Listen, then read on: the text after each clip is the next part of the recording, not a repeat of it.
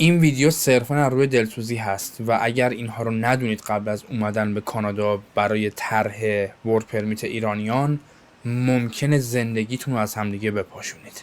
همونطور که میدونید از زمان انقلاب که در ایران اتفاق افتاد و جنبش مهسا امینی، دولت کانادا یک پالیسی و یک طرحی برای ایرانی‌ها قرار داد که تا پایان سال 2024 فوریه 2024 همه ایرانیانی که داخل کانادا هستند و پاشون به کانادا باز شده با هر استاتوسی من جمله ویزیتور، من جمله توریستی، دانشجویی و هر چیز دیگه میتونن درخواست بدن و ورک پرمیت 3 ساله بگیرن. و همونطور که میدونید ورک پرمیت 3 ساله آغاز یک راهی است که ختم میشه به اقامت دائم و شهروندی کانادا و پاسپورت کانادایی.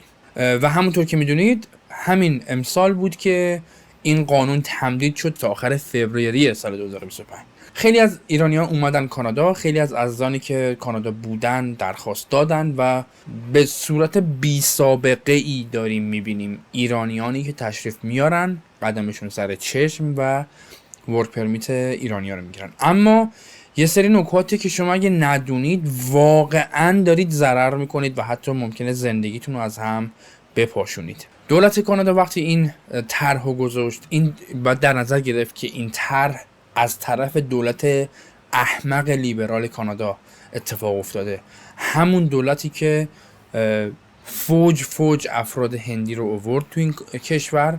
هیچ مشکلی نه، من در جایگاهی نیستم مثلا مشکلی با هندی داشته باشم، ولی وقتی که میبینی افرادی که دارن تشریف میارن اینجا از خیلی از کشورها، افرادی هستن که اصلا فیلتری رد نشدن، فقط اومدن داخل کشور و وقتی که این اتفاقات، وقتی که 2-3 سال گذشته عملا در کشور باز شد و فوج مهاجر وارد کشور شد، مشکلات کشور دونه دونه بزرگ شد و رشد پیدا کرد و به چشم اومد، من جمله مشکل مسکن.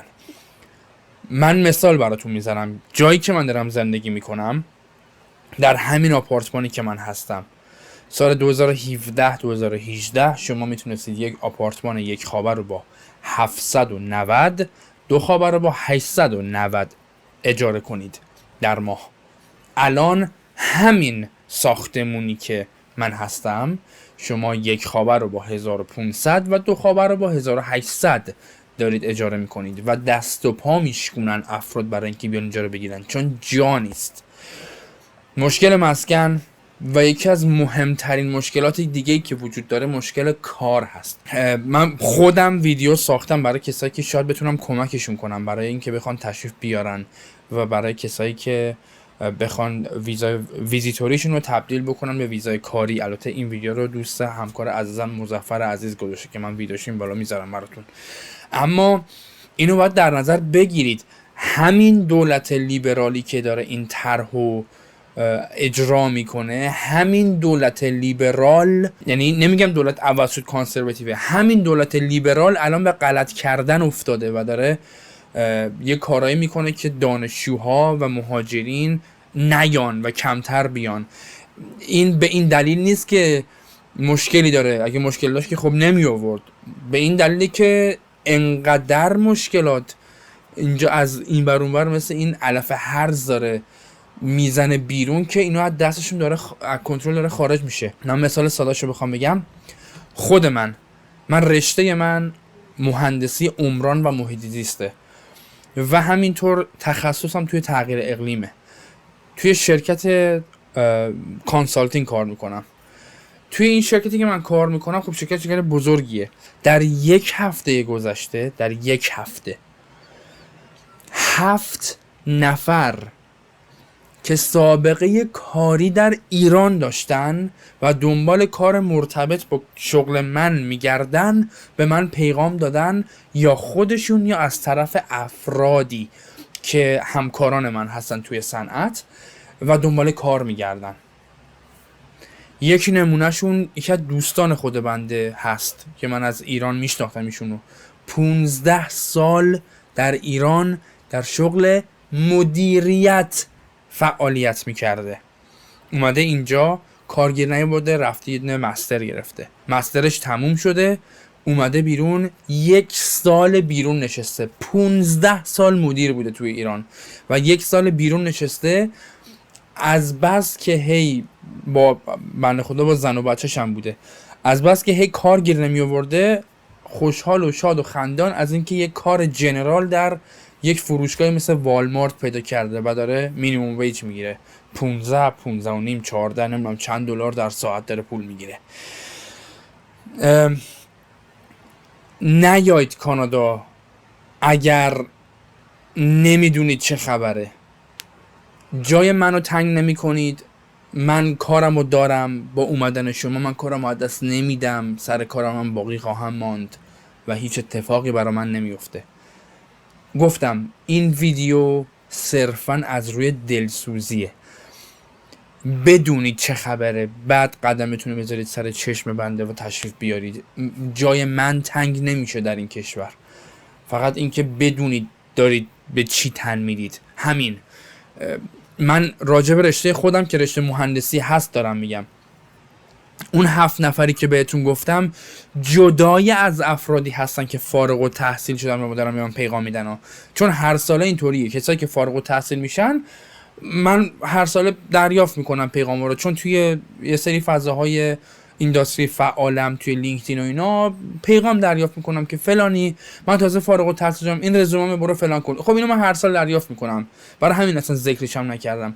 جدای از اون ببین خیلی حرفه، 15 سال سابقه کار و طرف میگه کار برای من پیدا کن. خب من چجوری پیدا کنم؟ مگه چقدر کار لازمه توی این کشور؟ برای همینه که همین دولت لیبرال الان خیلی از اون طرح‌های مهاجرتی رو متوقف کرده و همینطور پی آر دادن رو داره یکم سخت‌تر میکنه. پرونده های پی آر توی دوران کرونا خیلی سریع اتفاق افتاد، الان داره سیتیزن ها خیلی سریع اتفاق میفته و این ایدئولوژی این دولت بیشرف لیبرال هست که فقط سریع میخواد یه سری آدم ها رو بیاره که رای برای خودش جمع بکنه، در حالی که هیچ فکری بابت نه مسکن، نه آینده اون افراد، نه هزینه ها و نه شغلیابی و اشتغال زایی برای اون افراد میکنه. خواهشاً با یه دید باز بیایید و پی اینو به تنتون بمالید. من این حرفم که دارم میزنم حرف صرفاً مال بچهای مهندسیه. ممکنه بیاد اینجا پزشک باشید فلان باشید، پزشکا و دندون و داروسازا که مشکلات خودشونو دارن، بعد برن 3 سال 4 سال نمیدونم چند سال بعد برن توی صف و اون تبدیل واحداشون رو انجام بدن.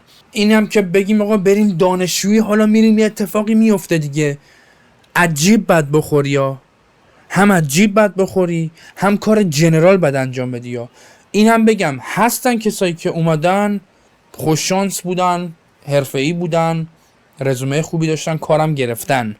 نیاید الان برای من بنویسید که نه بابا من خالم اومده اونجا یه هفته بعدش رفته شده نایب رئیس جاستین ترودو.